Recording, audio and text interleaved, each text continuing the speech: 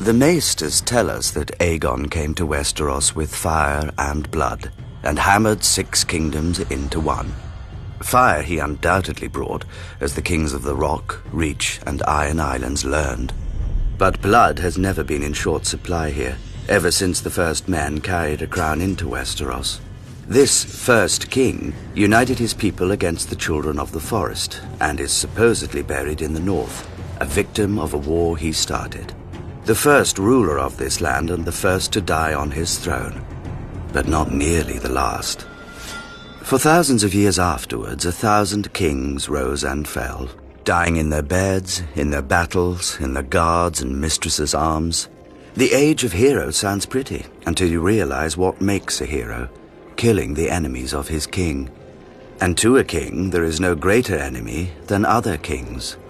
The Starks and Boltons, the Gardeners and Storm Kings, the Ironborn and everyone else. Even the mighty Targaryens were not immune from shortened reigns. Aegon's own son, Maegor the Cruel, was killed by the very Iron Throne his father had forged, if you believe the tales. If you don't, then perhaps the Cruel is not a wise name for a king to earn. Daeron, first of his name, tried to finish his ancestors' work and bring Dawn into the fold. For his efforts, he lost 60,000 men and his own life of 18 years. During the great Targaryen civil war known as the Dance of the Dragons, a king and queen each vied for the throne, dividing their house and its dragons against each other. Eventually, the queen was fed to her rival's dragon while her son watched, and the victorious king soon died of his own wounds.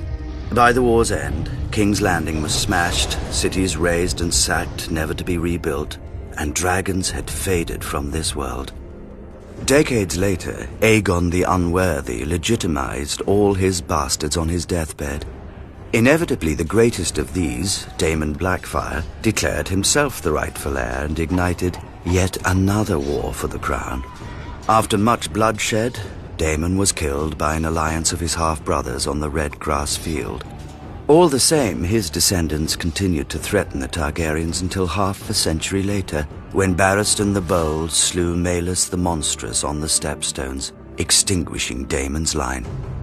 Given such an illustrious history, need we be so shocked by regicide? A war of 5 kings can end only one way, with the death of 4.